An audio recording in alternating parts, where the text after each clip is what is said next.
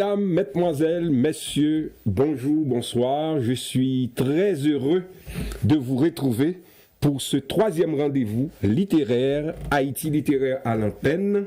Vous êtes de plus en plus nombreux à nous écouter, à nous regarder. Nous sommes très contents et nous vous remercions pour votre fidélité et votre intérêt de plus en plus croissant pour vos avis qui nourrissent nos réflexions et nos débats. Aujourd'hui, 31 janvier 2026, c'est notre troisième émission depuis le début de cette année, une année qui s'ouvre comme un livre dont nous écrivons ensemble les pages mot après mot, émission après émission. Vous le savez, les objectifs de notre émission sont clairs, casser le rythme auquel on parle de notre pays. Vous le savez, les images de la République d'Haïti en France sont négatives, parfois même sont dérisoires et parfois on déforme aussi les actualités haïtiennes. Mais nous ne sommes pas dupes de l'état actuel de notre pays. Nous connaissons ses blessures, ses défis, ses tempêtes. Mais nous refusons que notre jeunesse, celle qui est née ici en France, à la Martinique, à la Guadeloupe, en Guyane française, ne connaissent pas les belles pages de l'histoire de la République d'Haïti, sa littérature qui est flamboyante, ses belles pages des relations internationales, ce que le pays a accompli au sein des nations. Bref, nous sommes persuadés que nous devons jeter un autre pont afin que celles et ceux qui nous écoutent derrière cet écran sachent la vérité sur Haïti. Et aujourd'hui, ça tombe bien, car nous sommes avec deux écrivaines, deux jeunes haïtiennes, qui ont vécu dans leur chair ce qu'on peut appeler les mauvaises informations sur Haïti. Et d'ailleurs, les deux ont écrit un livre qui a un titre très communicatif, On nous a menti sur Haïti. En lisant ce livre, j'ai fini par comprendre que ce livre remplace les missions diplomatiques de la République d'Haïti, car c'est un livre exactement qui reflète les missions diplomatiques d'un pays, c'est-à-dire donner une autre image d'Haïti. Et c'est ça ce livre, c'est écrit par deux sœurs, Charlène et Claudine Civil. Leurs parents sont originaires de Léogane, de Gressier, mais elles sont nées en France, elles sont nées à Paris. Et ce qui est admirable dans ce livre, c'est la communication qui est sous-jacente dans ce livre. C'est-à-dire que les mots, les phrases et les phraséologies de ce livre constituent un pan entier de ce qu'on peut appeler une très bonne communication. Et malheureusement, on n'a pas les deux autrices, mais on en a une, c'est Claudine Civil. Claudine Civil, bienvenue sur ce plateau.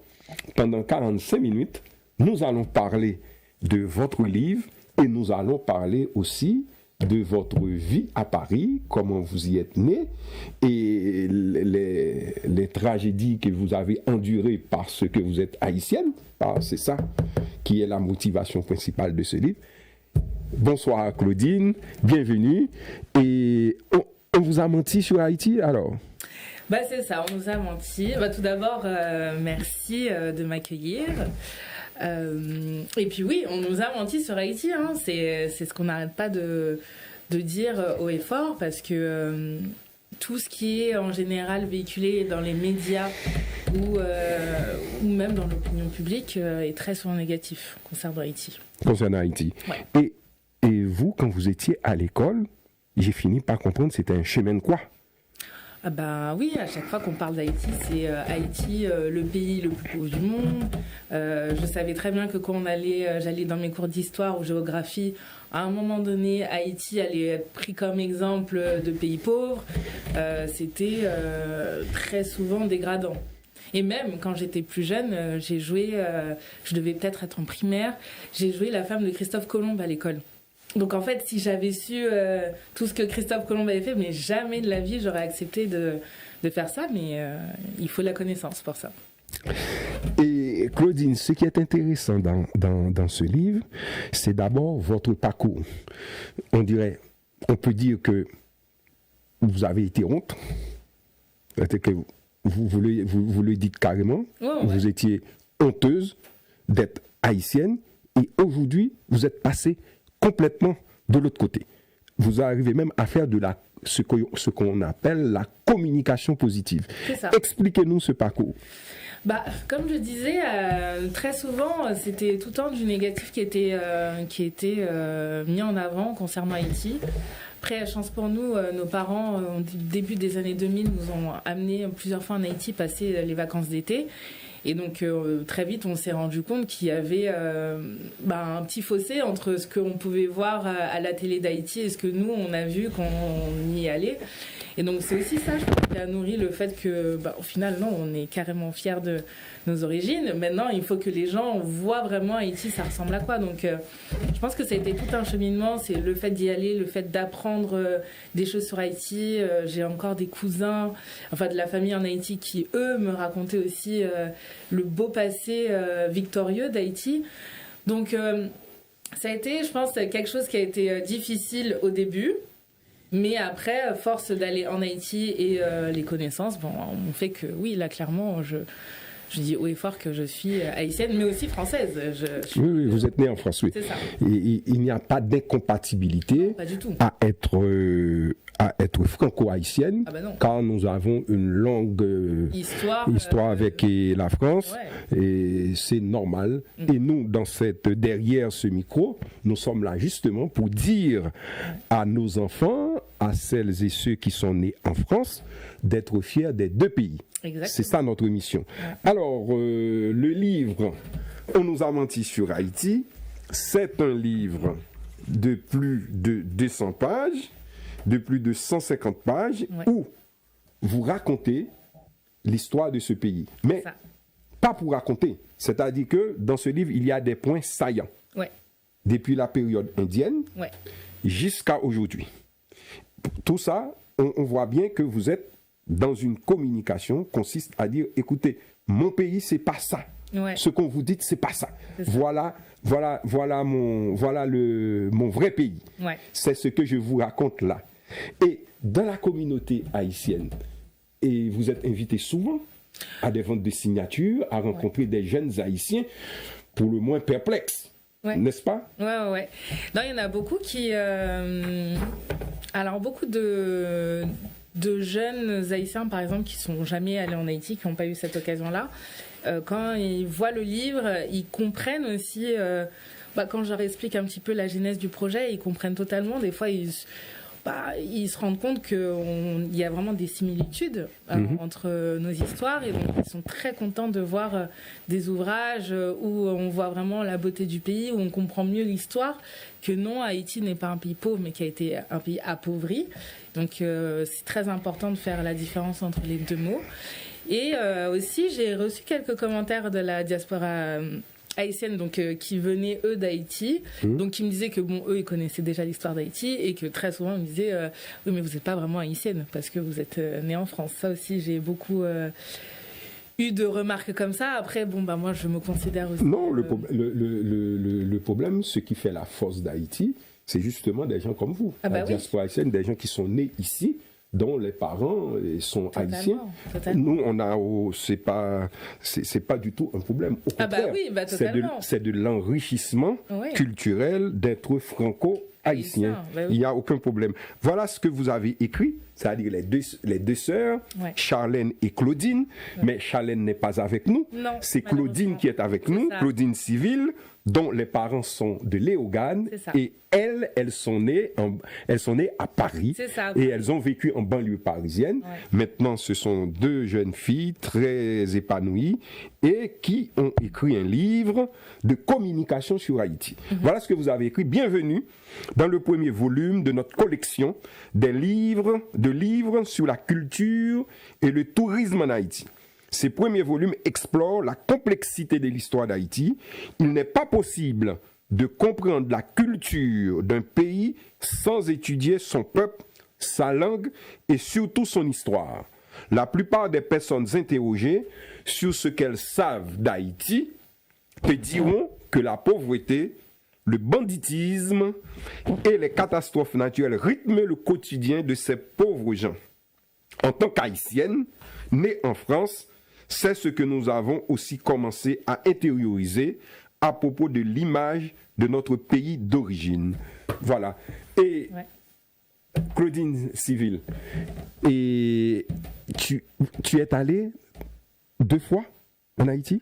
Ah bah pas que 2, non. J'y suis allée plusieurs fois. Plusieurs fois. Ouais. Tu as découvert le pays. C'est ça. Maintenant, tu as ton propre jugement. Ah oui, j'ai totalement Et en te lisant, j'ai fini par comprendre que tes voyages en Haïti t'ont libéré. Ah mais totalement. Et explique à celles et ceux qui nous écoutent, surtout à notre jeunesse, qui ici, qui nous écoute. Et explique en des thèmes très simples, comme tu l'as fait dans ce livre. Bah alors que, comme on a pu l'expliquer dans le livre, Charlène et moi, on a beaucoup voyagé et de ce qu'on a vu dans nos voyages, et on se disait mais pourquoi on part tout le temps dans d'autres pays, découvrir d'autres cultures, alors qu'on peut aller aussi en Haïti et approfondir notre culture. C'est pour ça qu'on a voulu aussi, on voyageait beaucoup en sac à dos. Et on se débrouillait comme on pouvait. Donc on s'est dit, on le fait dans d'autres pays, faisons-le en Haïti. Donc pendant 1 mois, on a pris nos sacs à dos et on a fait tout le sud d'Haïti. Donc on est monté jusqu'à Fursi, quelque chose comme ça. On a fait vraiment... Oui, Fursi, oui. C'est ça. Oui. Après, on a fait vraiment tout le sud. On est passé jusqu'au Caille. On s'est arrêté à la Tigouave, en Miragoâne. On est parti vraiment à Jacmel. On a essayé de vraiment balayer tout le sud pour vraiment mieux s'imprégner en fait de la culture du pays. Et oui. Franchement, ça nous a vraiment donné l'envie de montrer en fait au monde à quel point en fait Haïti c'est beau et pas que ce qu'on nous montre à la télé, quoi. On sait que comment les enfants à l'école peuvent être cruels. Oh oui. Et vous, a dit que Claudine et Charlène, ce sont des choses que vous avez vécues vraiment dans votre chair. Je dirais cette humiliation que vous preniez parce que vous êtes d'origine haïtienne. Oui, surtout quand il y a eu ce reportage sur TF1 où on parlait des galettes de boue, que les Haïtiens mangeaient des galettes de boue parce qu'il y avait trop de famine, etc. Ça nous a suivis quand même quelques temps à l'école en disant « Ah mais toi je suis sûre tu manges de la boue chez toi ». Donc ça c'est des choses qui sont assez difficiles à entendre. Après bon, on finit par passer outre, mais ça reste quand même des petits pics qui font pas plaisir, quoi. Mmh. Et aujourd'hui, vous avez des munitions pour répondre à cette... Est-ce que vous savez que cette affaire de galettes de boue, c'est plus compliqué que ça? Parce que ça fait partie d'une certaine culture haïtienne. Et ce qu'on avait montré, c'est quasiment de la communication, c'est-à-dire que des choses qui ne reposent sur rien. Il n'y avait pas d'explication. Non, pas du tout. Et revenons-en à l'histoire, car ce livre est avant tout, c'est ce qu'Haïti a de plus signifiant, de plus significative, l'histoire. Et là, vous avez écrit les Taïnos, c'est-à-dire les premiers habitants de ce pays. Les Taïnos étaient le groupe le plus important et le plus développé des peuples autochtones d'Haïti. Ils avaient une culture avancée et une organisation sociale assez complexe. On parle des différents castes auxquels étaient attribués des rôles et des tâches bien précises pour le bon fonctionnement de la communauté. Ils étaient également connus pour leur art, leur architecture et leur médecine traditionnelle qui fascinèrent les premiers explorateurs. Ils cohabitaient avec les Siboney, nom venant de l'arawak signifiant ceux qui habitent des grottes, qui étaient plutôt des chasseurs-cueilleurs, semi-nomades, vivant principalement dans les zones côtières de l'île. C'est exactement ça. C'est ça. Mais pourquoi vous voulez vous éterniser sous ça? Quand j'ai dit éterniser, pourquoi vous voulez prendre ce pan? C'est pour bien faire la démonstration après. En fait, on voulait commencer l'histoire par le commencement, tout simplement, parce que nous, à l'école, quand on nous parle d'Haïti, on commence à partir de l'esclavage. À partir de l'arrivée de Christophe Colomb. Mais Haïti n'a pas commencé comme ça, il y avait quand même des gens avant. Donc c'était important pour nous de reprendre l'histoire de l'île du plus loin qu'on peut pour vraiment comprendre comment on en est venu à Haïti à l'heure actuelle. Et est-ce que vous avez fait déjà une vente de signatures dans les églises protestantes? Ouais, ouais. Alors, explique-moi comment ça s'est passé. Bah après, étant donné que je vais à l'église les dimanches, donc forcément j'en avais parlé à mon pasteur, donc il a pu, pasteur Lunaire. Vos parents sont protestants. Ma mère. Ta mère est protestante. Ouais. Et vous deux, vous êtes protestantes aussi. Ouais. Vous marchez dans une église protestante en banlieue parisienne. C'est ça. Alors, expliquez-nous, quand vous avez écrit ce livre, est-ce que vous avez été bien accueillis par les églises, par les églises, notamment les pasteurs? Comment ça s'est emboîté? Bah, franchement, ça s'est très bien passé. J'ai toujours été bien accueillie, que ce soit dans la communauté de l'église ou avec des personnes plus âgées, plus jeunes. Enfin, vraiment, dans toute la communauté, ça c'est toujours. Le livre a toujours été bien perçu. Donc justement, en fait, quand j'ai commencé à présenter le livre à l'église, et ben, directement le pasteur me dit « Ah, bah, il y a une autre église où tu pourrais aussi le faire ». Donc en fait, c'était vraiment de me pousser à répandre la belle parole, on va dire, dans les églises et de continuer à faire vivre ce projet. Donc j'ai eu, oui, un bon soutien de l'église. Mon père, de l'autre côté, ne va pas à l'église, lui, il est vaudouisant. Donc ça l'a pas du tout dérangé que je fasse la promotion. Alors, je rappelle à celles et ceux qui nous écoutent, je suis en compagnie de Claudine Civil, qui a écrit ce livre, qui est un livre de communication sur l'histoire, sur la culture, sur tout ce qui peut faire briller et surtout d'apporter une réponse positive aux images négatives parfois qu'on déverse sur Haïti en France. C'est en ce sens que, comme je l'ai dit, c'est un livre de communication diplomatique.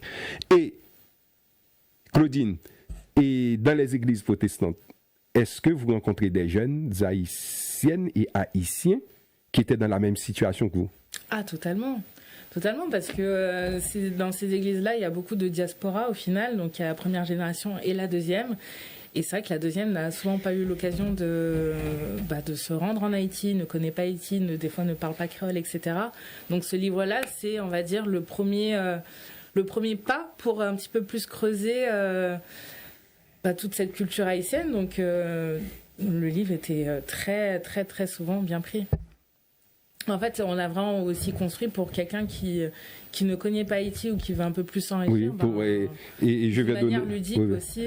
Je vais donner un exemple frappant parce que alors les deux sœurs Claudine et Charlène ne parlent pas dans leur livre que d'histoire d'Haïti, les taïnos, mais vous faites aussi de l'actualité internationale. Et ça m'a beaucoup surpris. Ouais. Regardez ce que vous avez écrit à la page 62. C'est très intéressant. Ouais. Le jeune Duvalier vivait comme un playboy, laissant la gestion du pays à sa mère, Simone Ovide Duvalier, et à un comité d'anciens ministres de Papadoc dirigé par Luckner Cambouane. En 1977, après une visite en Haïti d'Andrew Young, premier ambassadeur afro-américain des Nations Unies, Jean-Claude Duvalier décide de libérer plus de 100 prisonniers politiques. Ce geste visait à maintenir les bonnes relations avec les Américains. 3 ans plus tard, Jean-Claude Duvalier épouse Michelle Bennett, une descendante du roi Henri Ier, à la peau claire. Pour certains, ce mariage remet en question les politiques et la philosophie pro-noire-nariste de Papadoc. Voilà, c'est époustouflant. Ouais. C'est vraiment bien résumé. On ne peut pas faire mieux dans ce domaine de résumer les actualités haïtiennes dans les années 70, notamment de la famille Duvalier. Alors, une question, Claudine. Et les gens que vous rencontrez, les jeunes que vous rencontrez dans vos ventes signatures, et quand vous leur parlez, quand vous déverser des images aussi positives sur le pays, comment ils réagissent par rapport à notre situation actuelle, dont le moins qu'on puisse dire n'est pas du tout positive pour votre communication à partir de votre livre. Je pense qu'en fait, ils en ont tout simplement marre de voir des images négatives d'Haïti, même négatives en général, parce que ce qu'on voit en général dans les infos, c'est très anxiogène. C'est du négatif, c'est attention, il va y avoir la guerre, attention des gangs, attention ça, mais à côté de ça, il se passe quand même d'autres choses. Et c'est vrai que la situation en Haïti, elle est principalement à Port-au-Prince, mais Haïti n'est pas Port-au-Prince. Donc Oui. c'est aussi d'ouvrir l'angle, en fait, de voir un petit peu plus grand que juste le négatif. Il y a aussi du positif dans tout ça. Et après, je tiens aussi à signaler qu'il n'y a pas que des Haïtiens qui achètent le livre. Il y a vraiment... ce livre a réussi à toucher toutes les communautés, que ce soit afro-descendants, que ce soit des Français, que ce soit... Donc vraiment, oui, ce livre, il a touché tout le monde. Ah oui, puis c'est d'autant plus, moi j'étais persuadé que vous aviez vécu à la Guadeloupe, à la Martinique, ou moi c'est en Guyane, parce que le plus souvent, Ouais. en Guyane, en Martinique, Guadeloupe, on rencontre ces genres de choses. Ouais. Moi, je suis allé à la Martinique, on rencontre ces genres de choses, des gens qui ont des a priori sur Haïti. Et en lisant ce livre, je me suis dit, ah, mais c'était une bonne réponse. Et quand vous m'avez appris, non, Ouais. que vous êtes né en banlieue parisienne, alors là, c'était une seconde surprise. Mais il n'en demeure pas moins que le message est passé, c'est de tordre des clichés en cours sur Haïti. Exactement. Oui. Alors, on vous a donc menti. Pouvez-vous nous expliquer quels ont été les mensonges les plus marquants que vous avez découverts sur Haïti? Comment avez-vous réalisé l'ampleur de cette désinformation? Parce que dans ce livre, vraiment, et toi et ta sœur, avec une componction terrible, vous cassez ces clichés. Ouais. Bah, je pense que le plus gros mensonge, par omission peut-être, hein, c'est la dette, tout simplement. Ça, on ne nous l'a jamais appris. Quand j'étais à l'école, moi je suis née dans les années 90, quand on parlait de le premier échec de Napoléon, c'était souvent Waterloo. On mentionnait pas Haïti, c'était ça. Et puis après, on continue à parler de l'esclavage comme si c'était un échange de biens alors qu'il y avait quand même des humains, c'était quand même une traite qui était meurtrière. Et donc en fait c'est toutes ces petites choses là, mais après je pense que la dette dernièrement, ouais, ça m'a vraiment choquée puisque ça a quand même permis de remplir les poches de la France et ça jamais on en parlait. D'accord. Donc en fait c'est pour ça que je parle de mensonges par omission parce que c'est des choses qu'ils n'ont pas dit, mais qui ont eu un impact considérable sur Haïti.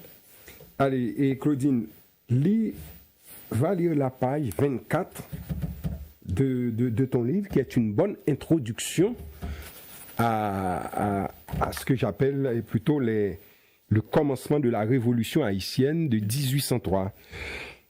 Ouais. Alors, le chapitre s'appelle « Sucre, esclavage et richesse. Haïti sous la colonisation française ». C'est exactement ça. Ouais.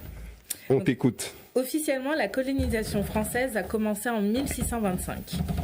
Les colons français étaient dirigés par Pierre Belin d'Esnambuc pour s'établir sur l'île de la Tortue, située au large de la côte nord d'Haïti. Pierre Belin d'Esnambuc est considéré comme un des pionniers de la colonisation française dans les Caraïbes et comme l'un des premiers colons à établir une présence durable dans la région. Ensuite, on a mis des commentaires sur ce qu'on a dit. Donc, on a mis dans le palmarès du crime contre l'humanité, on est pas mal quand même. C'est ça. Sa statue, érigée à Fort-de-France en 1935 à l'occasion du tricentenaire de la prise de possession de la Martinique, a été déboulonnée en juillet 2020 par des militants anticolonialistes. Allez, bye Pierre. Voilà, alors c'est ça qui est très pédagogique dans ce livre. Les deux sœurs civiles ne se contentent pas seulement d'écrire sur Haïti, mais elles donnent aussi matière à réfléchir en faisant une actualité, en donnant des munitions d'actualité pour que les gens puissent comprendre, c'est-à-dire le passé, le présent et l'actualité. Et je vais dire tout de suite derrière ce micro, la révolution haïtienne a triomphé en 1804 avec la proclamation de l'indépendance d'Haïti et la plupart des colons qui étaient en Haïti étaient partis pour aller à la Martinique ou la Guadeloupe dans les îles avoisinantes. Et c'est pour cela que ce livre, dans son cheminement, explique bien ce parcours. Et là, Claudine vient de parler d'un colon dont la statue a été déboulonnée à la Martinique. Et c'est ce qu'on peut appeler le vent de l'histoire. Ah, exactement.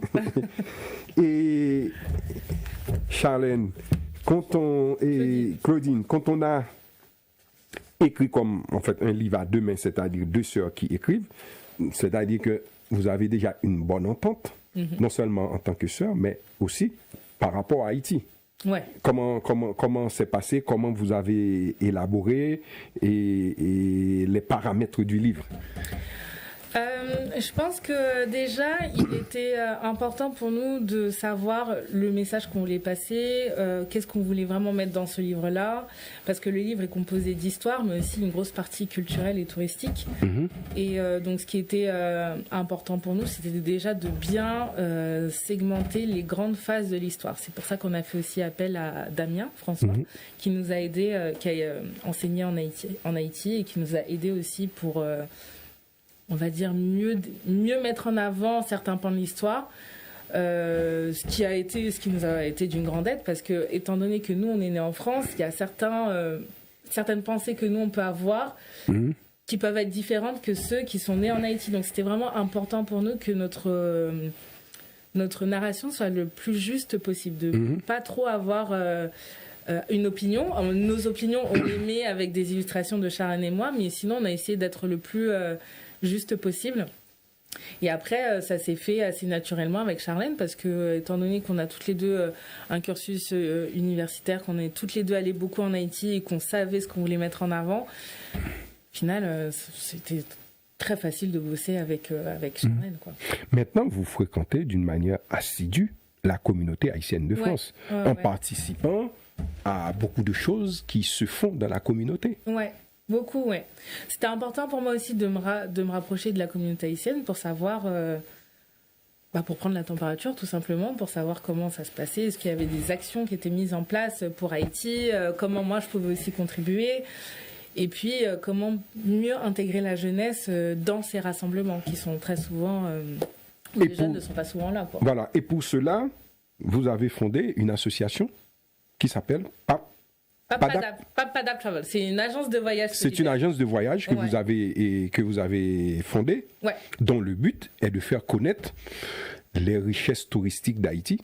C'est-à-dire que vous ne vous contentez pas simplement d'écrire, de faire une communication sur l'histoire d'Haïti, de casser les images qu'on déverse sur Haïti ici, mais c'est dire aux gens d'aller aussi visiter Haïti et d'apporter quelque chose de positif en matière du développement économique d'Haïti. Et je voulais. Combien de fois a-t-on décrit ce pays comme pauvre, gangréné par les gangs et marqué par les rites vaudous? Une île dangereuse, maudite, condamnée à ne jamais se relever, ce portrait sombre a nourri l'imaginaire collectif pendant des décennies, cristallisant une vision biaisée et incomplète de ce joyau des Caraïbes, mais tout cela n'est que mensonge. On ne peut pas être plus clair. Ah, c'est clair. On a voulu être le plus clair possible. Et Claudine, quand on a toujours vécu dans cette ambiance-là, Haïti, c'est négatif, c'est le pays du vaudou, on donne une image négative du vaudou, ce qui n'est pas du tout le cas. Non. Le vaudou, c'est le fleuron de la culture de ce pays. Le vaudou, c'est tout en Haïti. Et un jour, vous avez décidé, vous avez dit non, c'est pas possible. Je ne peux plus rester à encaisser des images aussi négatives. Il faut que je fasse quelque chose. Comment est venue l'idée même de rompre?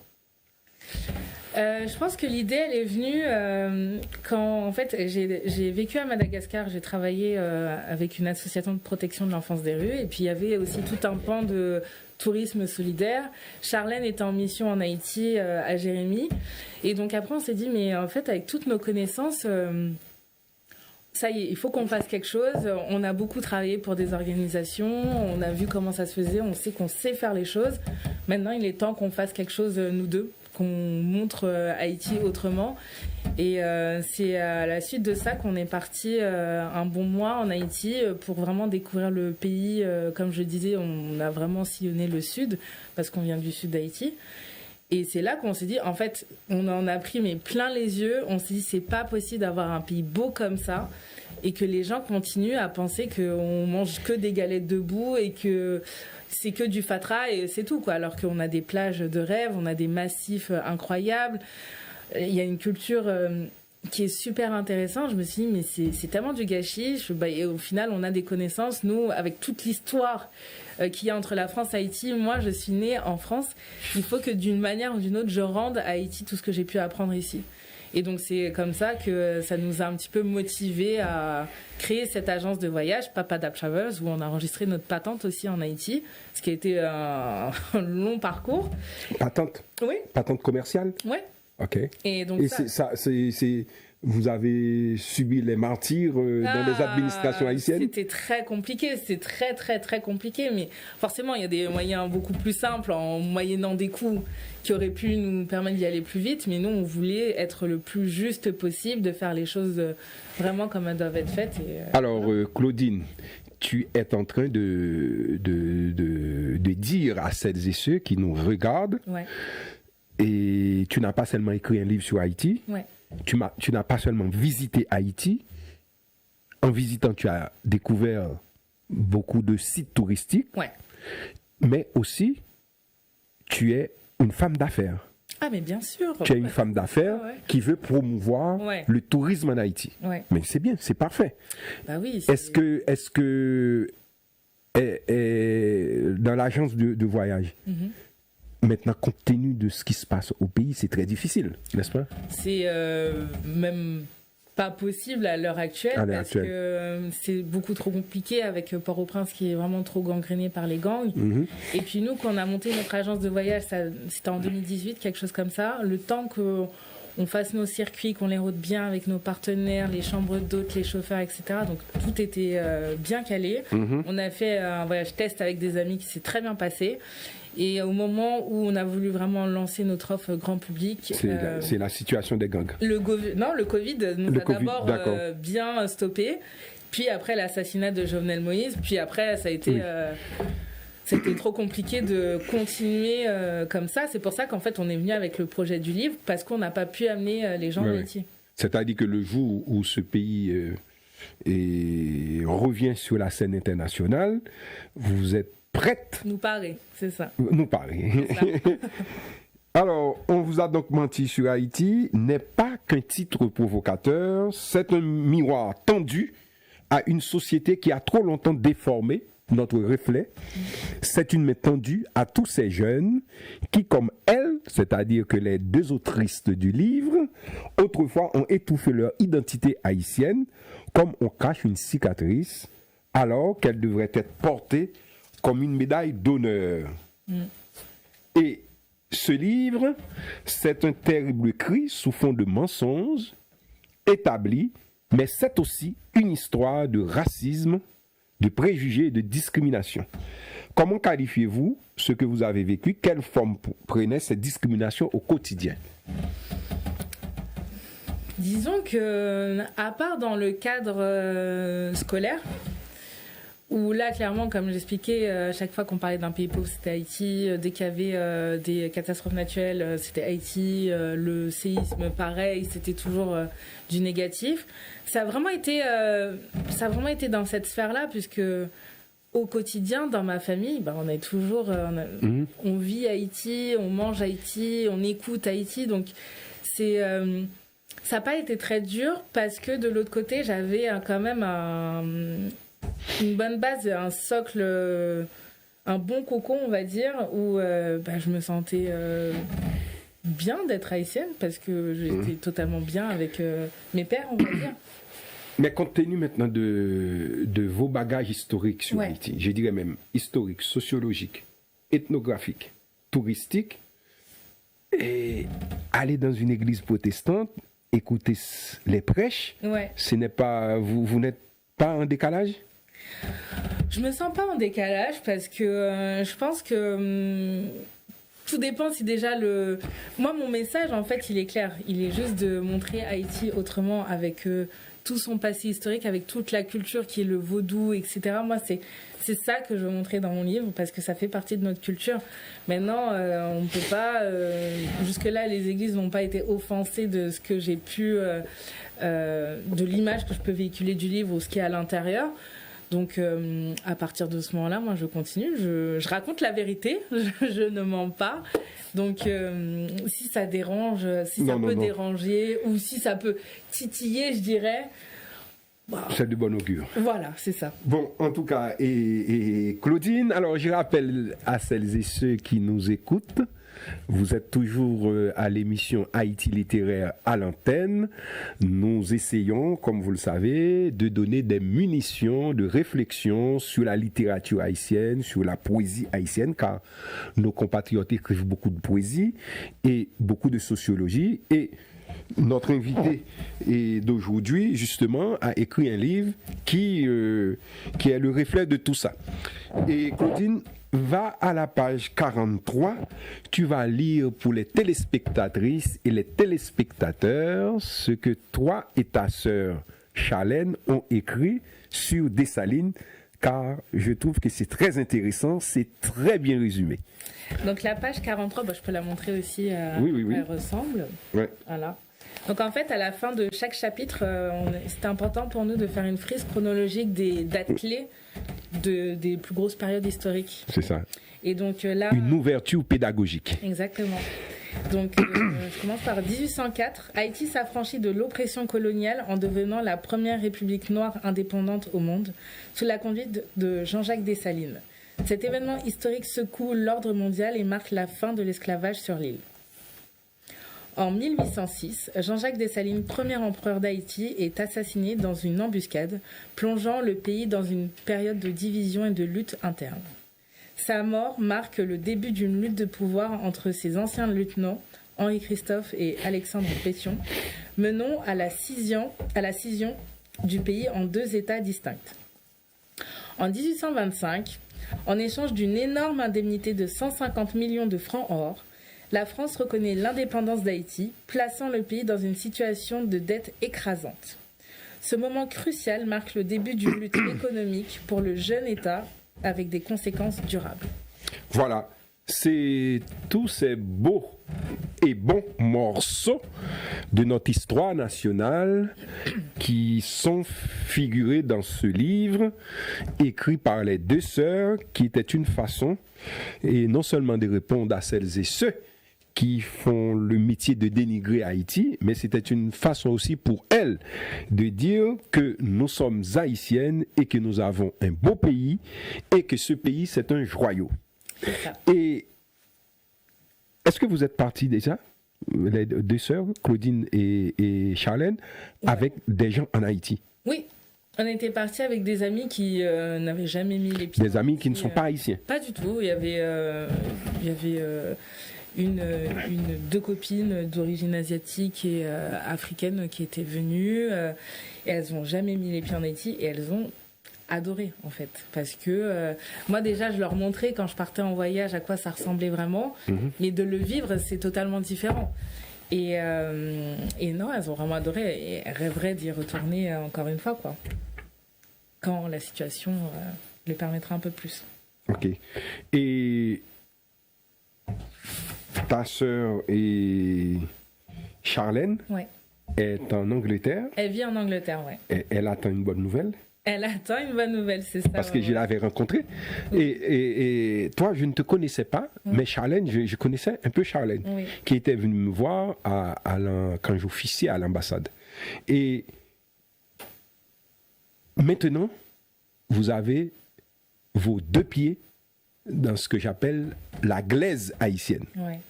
Est-ce que ça vous permet de relativiser les problèmes que vous pouvez avoir en disant, écoutez, ça c'est des problèmes quand on vit en Occident. Ouais. Moi je suis allé en Haïti, j'ai vu ce que c'est. Ça a complètement changé d'une certaine manière votre vie ici, votre rythme de vie ici. Ah, totalement, totalement. Surtout qu'on a eu l'occasion de vivre aussi dans des pays. Sharon a vécu en Afrique comme moi aussi. On a vu aussi que forcément quand on revient en France, on veut se plaindre de quoi? En fait, il y a l'électricité, il y a de l'eau, etc. Ça permet de relativiser, mais moi, ça m'a surtout permis de voir le potentiel qu'il y avait en Haïti au final, parce qu'il y a encore énormément de choses à faire. Donc, je pense que le voyage d'avoir grandi aussi en France, ça nous a plus boosté notre esprit entrepreneurial, je dirais, de voir les opportunités, de voir comment on peut vraiment avoir un impact en Haïti. D'accord.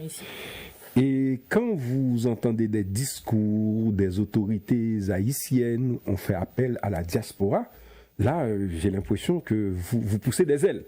Oui, en disant c'est ce discours-là que nous voulons entendre. De faire appel à nous et de mettre la main dans la pâte pour donner une autre image du pays. Totalement, nous on est là pour ça. Donc, et je pense que c'est aussi notre travail en tant qu'Haïtiens, c'est notre mission aussi, c'est de faire continuer le travail de nos ancêtres tout simplement, de se libérer des chaînes et de continuer à le faire.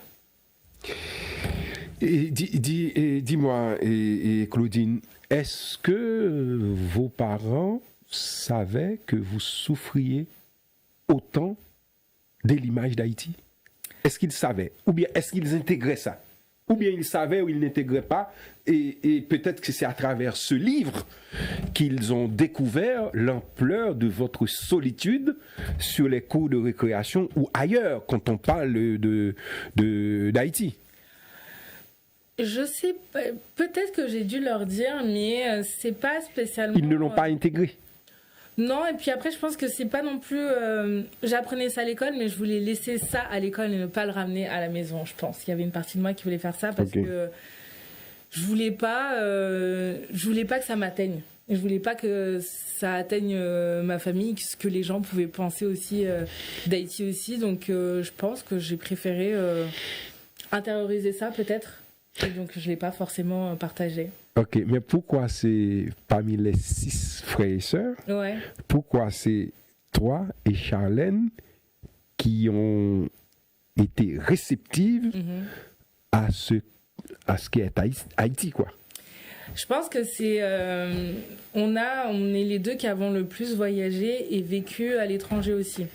Charlène a fait des missions en Haïti, en Afrique. Moi, j'ai vécu 1 an à Madagascar aussi. Et j'ai travaillé dans le tourisme responsable, dans le milieu associatif. Charlène dans le milieu humanitaire.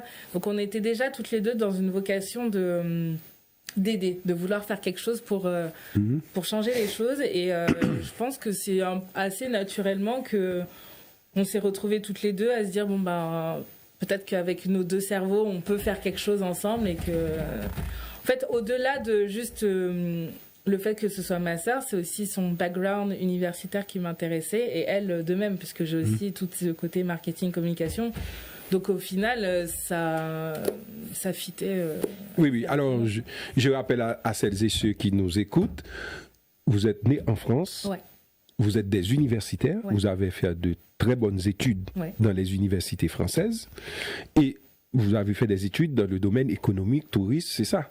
Alors moi, marketing, communication. Marketing, communication. En école de marketing, communication. Okay. Charlène était à l'IRIS, l'Institut... Relations internationales fondé par M. Raymond Barre. C'est ça. Donc Charlène était à l'IRIS. Donc du coup, on s'est dit, forcément, avec nos 2 cerveaux, nos 2 compétences, on est obligé de faire quelque chose pour Haïti. Ok. Et à la page 45... Et c'est ça qui est intéressant dans ce livre. Vous ne contentez pas de dérouler l'histoire du pays, mais de temps à autre, vous donnez des coups de butoir pour que les gens puissent comprendre exactement non seulement vos démarches pédagogiques, mais aussi de fixer une bonne fois pour toutes ce que vous êtes en train d'écrire. Et là, à côté page 45, tout en bas, ici, vous dites « C'est en 1904 que la Dessalinienne est adoptée comme île nationale d'Haïti. Elle a été écrite par l'avocat, journaliste et l'audienceur orateur Justin Lérisson, qui a vécu de 1873 à 1907 à l'occasion du centenaire de l'indépendance haïtienne, tandis que la musique a été composée par Nicolas Geffrard. L'hymne tire son nom de Jean-Jacques Dessalines, premier empereur d'Haïti et l'un des pionniers de son indépendance. » Voilà, tout est dit, bien calibré, et même des enfants qui ont 14-15 ans, des adolescents haïtiens, peuvent avoir accès, d'autant plus que c'est agrémenté de très belles images, et des images iconographiques. Et encore merci pour cette communication et sur Haïti. Mais comme je l'ai dit dans votre livre, vous parlez aussi des relations d'Haïti avec les autres. Ouais. Là, page 49, vous allez lire pour celles et ceux qui nous regardent ce que vous avez écrit à la page 49 concernant la France et les États-Unis. Oui. Est-ce que je commence au début avec la reconnaissance d'Haïti comme nation indépendante ? C'est ça. Ok. Donc la reconnaissance d'Haïti comme nation indépendante a été un processus difficile et long. Les États-Unis et les puissances européennes, notamment la France, ont été réticents à reconnaître l'indépendance haïtienne. Les raisons principales étaient économiques et politiques. Les puissances coloniales craignaient que l'exemple haïtien inspire des révoltes similaires dans leurs propres colonies esclavagistes. La France a refusé de reconnaître Haïti jusqu'en 1825, lorsqu'elle a imposé une indemnité massive en échange de la reconnaissance officielle, plongeant ainsi le jeune pays dans une dette profonde, la double dette dont nous parlons dans le chapitre précédent. Les États-Unis ont attendu jusqu'en 1862, sous la présence d'Abraham Lincoln, pour reconnaître officiellement Haïti, influencés en partie par leurs propres tensions internes autour de la question de l'esclavage. Malgré l'isolement diplomatique, Haïti est devenu un symbole puissant pour les mouvements abolitionnistes à travers le monde. La réussite de la révolution haïtienne a inspiré de nombreux esclaves et militants abolitionnistes, montrant qu'il était possible de renverser l'ordre colonial et esclavagiste. Disons-le, c'est l'événement fondamental en ce début du XIXe siècle. Dans les Caraïbes et en Amérique du Sud, des mouvements de révolte contre l'esclavage ont pris courage, comme l'exemple haïtien, comme l'ont montré les rébellions en Jamaïque et les mouvements d'indépendance en Amérique latine. Voilà, c'est la richesse de ce livre, qui n'est pas seulement historique, mais aussi qui raconte les plus belles pages des relations internationales d'Haïti, surtout après l'indépendance d'Haïti.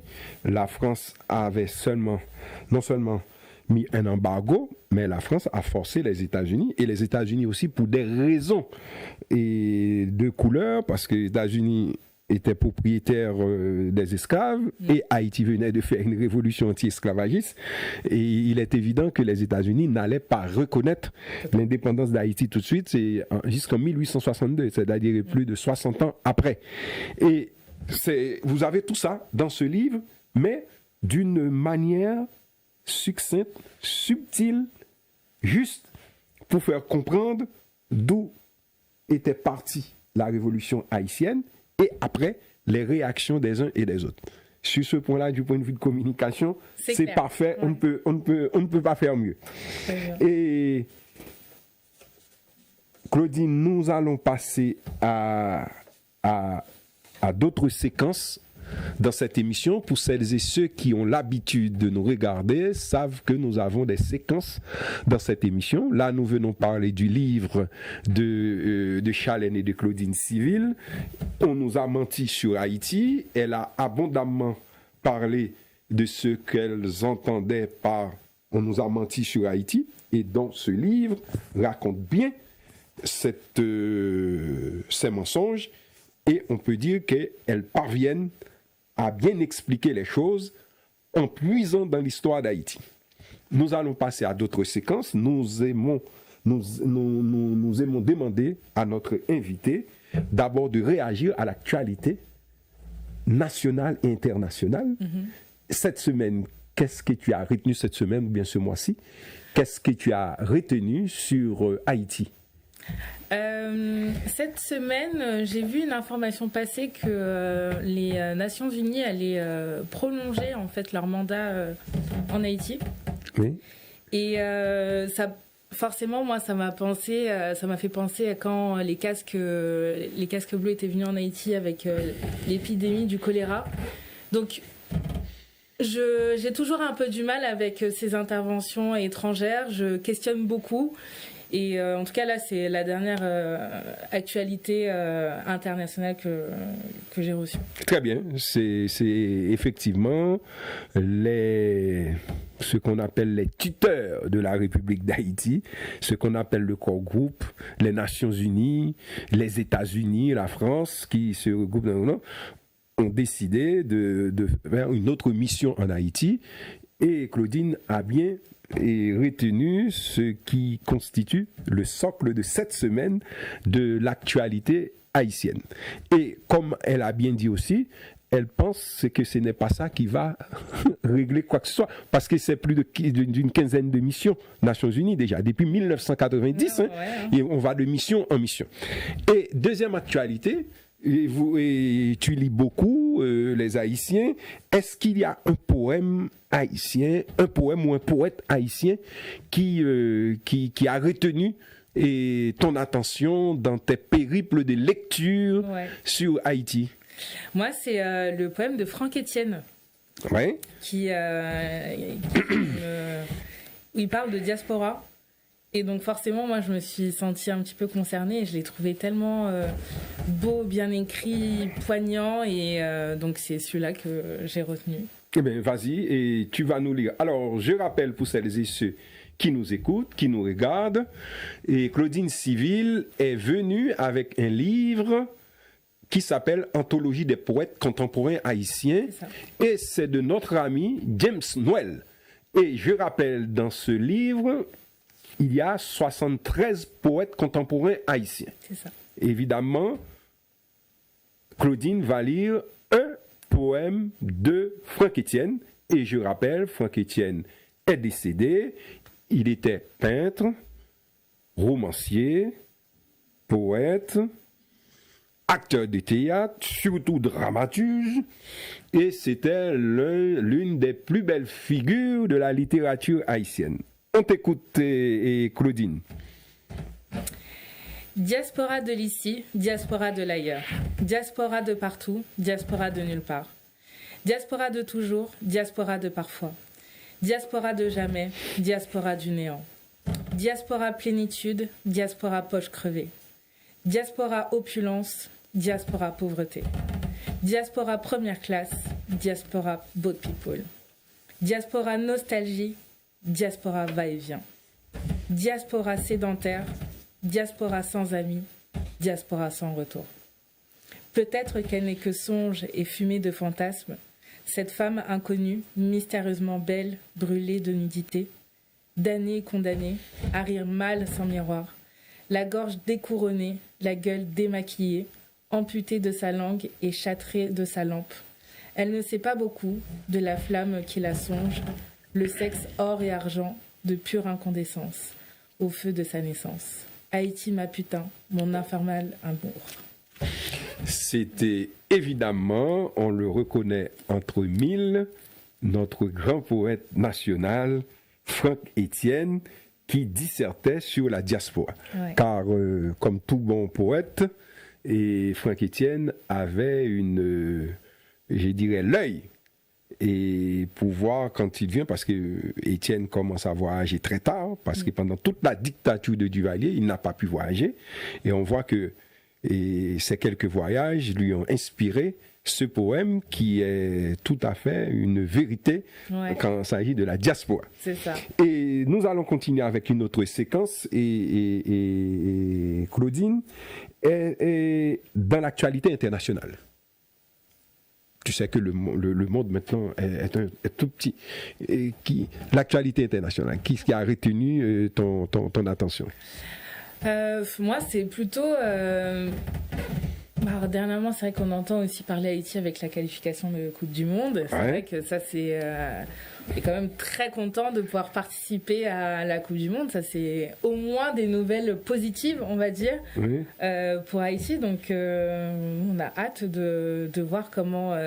il va peut-être avoir des fan zones dans la communauté haïtienne qui vont peut-être s'organiser, mais en tout cas, je trouve que c'est un bon moyen de... Ah, il y a déjà des organisations. Ah, moi, je suis pas au courant. Ah, mais bon, il faut que tu rentres en contact avec M. Edwin d'Haïti, qui c'est un compatriote dans la communauté, qui organise, il a déjà pris des initiatives. Ah, parfait. Et oui, et puis, sans compter, peut-être que les autorités diplomatiques haïtiennes aussi vont prendre des décisions pour que de toute manière, en ce qui concerne Haïti, et nous avons à peu près plus de 2 millions Haïtiens aux États-Unis, et quand on est à New York et Miami, New Jersey, même au Canada aussi. Et puis le rara haïtien, bon bref. Et nous sommes les footballeurs haïtiens ne seront pas démunis sur les terrains aux États-Unis. Ouais. Et quel livre haïtien, quel roman haïtien, ou bien n'importe quel livre haïtien que vous avez lu qui vous a vraiment plu? En ce moment, je suis en train de lire un livre, Folie furieuse, je crois. C'est sur Rosalie Adolphe. C'est ça. Ouais, c'est ça. Non, Madame Adolphe. Ah, Madame Adolphe, qui était chef de Tonton Macoute en Haïti. Exactement. Ouais. Je suis en train de le lire et donc je l'ai pas encore fini. Mm-hmm. Mais je trouve que c'est. C'est un roman, hein? Oui, c'est ça. Et en fait, j'aime beaucoup la façon dont il écrit. Moi, en ce moment, je suis aussi beaucoup en train de me plonger dans cette période de Duvalier. Mm-hmm. Donc, c'est clairement un livre qui offre en fait une autre, qui offre une vision de comment ça se passait vraiment à la prison Fort Dimanche. Donc, c'est ça que je suis en train de lire en ce moment. D'accord. Et j'aime beaucoup. Des premières pages que j'ai lues, je l'ai acheté au Salon du Livre Haïtien. Ok. Et donc, ouais, c'est ça que je lis en ce moment. Très bien, très bien. Et est-ce que la littérature haïtienne est quelque chose qui vous motive? C'est-à-dire que la littérature haïtienne, la politique haïtienne, la poésie haïtienne, la cuisine haïtienne, est-ce que tout cela constitue des points névralgiques chez vous? Parce qu'il y a des moments où vous avez envie de manger haïtien. Oui. Ou des moments où j'ai envie de lire un poème haïtien, de lire un roman haïtien.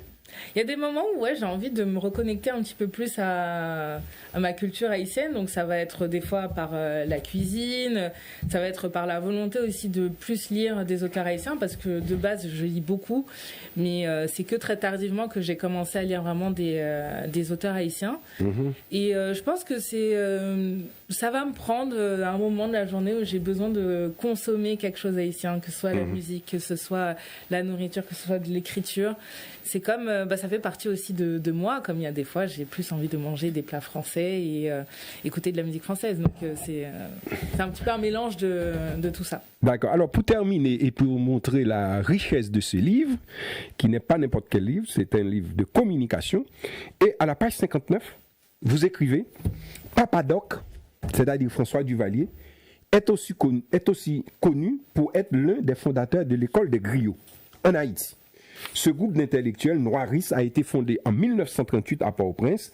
Les griots d'Haïti affirment la genèse de l'identité haïtienne moderne à travers l'Afrique. En effet, Haïti souffre encore des blessures du colonialisme qui privilégie les Haïtiens et Haïtiennes selon leur couleur de peau. La classe sociale métisse détient une grosse partie de l'économie locale.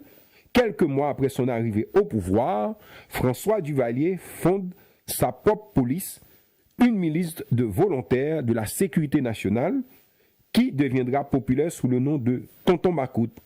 C'était une référence au nom d'un esprit populaire haïtien qui, selon les croyances, piège les enfants, passage dans son macoutisme, sac de paille, puis les fait disparaître. Beaucoup de Tonton Macoute étaient des Ougans, prêtres vaudous, et utilisaient des symboles de mort et de violence afin de renforcer leur réputation effrayante. À la tête de cette milice, Madame Max Rosalie Adolphe, une femme Macoute. Ouais. C'était choisi en fonction de ça. Et c'est pour cela que ce livre, c'est un livre qui parle presque de tout en Haïti, mais de manière très succincte, très pédagogique, et surtout, les deux autrices de ce livre veulent que celles et ceux qui lisent ce livre retiennent des choses. C'est ça. Et surtout, on voit bien que c'est adressé à la jeunesse, en fait. La manière dont c'est écrit, c'est pas seulement à la jeunesse. N'importe qui peut se lire. Totalement. Si vous voulez faire une immersion totale dans l'histoire d'Haïti, dans l'iconographie d'Haïti, dans la sociologie haïtienne, dans la poésie haïtienne, dans tout ce qui constitue Haïti, eh bien, lisez ce livre. Et Claudine, nous sommes arrivés à la fin de cette émission. As-tu un dernier mot pour celles et ceux qui nous écoutent et qui nous regardent? Eh ben, ce que je peux vous dire, c'est que notre livre est disponible sur notre site internet. C'est Amazon aussi? Il n'est pas sur Amazon. Il n'est pas sur Amazon? Non. Ok. Il est sur notre site internet papadaptravels.com. Ouais. Il est aussi disponible dans la librairie Calypso. Ok. Il est aussi disponible dans les restaurants Haïtian Mama. C'est ça, à Paris? À Paris. Il est aussi disponible au restaurant 1804 à Livry-Gargan. Si je ne me trompe pas. Il est disponible aussi en Guadeloupe au Café Papier. Il est disponible en Guyane aussi. Donc voilà. Donc si vous voulez vous procurer le livre, n'hésitez pas à aller sur notre site internet. C'est ça. Et nous suivre sur les réseaux sociaux aussi. Sur les réseaux sociaux, Instagram, Facebook, TikTok. Voilà. Et procurez-vous ce livre. Ouais. Vous pouvez l'offrir à vos enfants, à vos petits-enfants, aux amis d'Haïti, à celles et ceux qui veulent découvrir Haïti d'une autre manière. Et dans l'actualité littéraire haïtienne, au sein de la communauté haïtienne, nous avons notre compatriote Néhémie Daromé, qui vit en France, qui vit entre la France et Haïti, les États-Unis. Néhémie Daromé vient de publier aux éditions Seuil L'ordre immuable des choses. Et pour tous les livres dont je parle ici, sachez que si vous voulez lire un compte-rendu de ce livre, eh bien, montez sur le journal, le quotidien, le national, où chaque semaine, j'écris un compte-rendu de lecture. C'est le cas de cette semaine où j'ai écrit un compte-rendu de lecture de ce livre de notre compatriote Néhémie Daromé, L'ordre immuable des choses. Et l'autre livre, toujours publié aux éditions Seuil, dont je vais faire un compte-rendu semaine prochaine dans les pages du National, c'est Haïti, briser le piège colonial. C'est de Frédéric Thomas. C'est un habitué des dossiers haïtiens. Briser le piège colonial, c'est un très bon livre où il explique le parcours de ce pays. Alors, un autre genre, des nouvelles, parce qu'il n'y a pas plus facile d'écrire des nouvelles, car ça permet d'aller à l'essentiel. Et c'est de Irène Lurka, Nouvelle, Lire de Luce, édition. J'ai commencé à le lire et je ferai aussi un compte-rendu. Et, comme toujours, c'est publié chez La Matin. C'est de notre compatriote Henri-Claude Tellusma. Hymnologie et prédication en Haïti. Là, l'auteur de ce livre a fait beaucoup de recherches et il expliquait le drame qu'il y a entre ce que les églises protestantes catholiques prêchent contre la religion vaudou. C'est en ce sens que ce livre est pionnier. À ma connaissance, c'est la première fois que un auteur haïtien explique la prédication des églises protestantes et catholiques au détriment du vaudou. C'est un très bon voyage, je vous le confie. C'est publié aux éditions La Matin ici et une préface de M. Fanfil, ancien ambassadeur, préface de Monesti Junior Fanfil, ancien ambassadeur de la République d'Haïti au Chili. C'est un très bon livre à mettre entre de toutes les mains, car c'est une plongée. Mesdames, Messieurs, j'étais content de vous avoir entretenu encore une fois de la littérature haïtienne, de faire le point sur un livre qui est un livre admirable, écrit par deux jeunes compatriotes qui sont nés en France et qui ont découvert leur pays et qui sont allés et qui sont émerveillés. Car Haïti, c'est aussi ça. Il faut aller en Haïti pour avoir une bonne opinion sur le pays de Jean-Jacques Dessalines. Sur ce, je vous laisse à la semaine prochaine. Bye bye.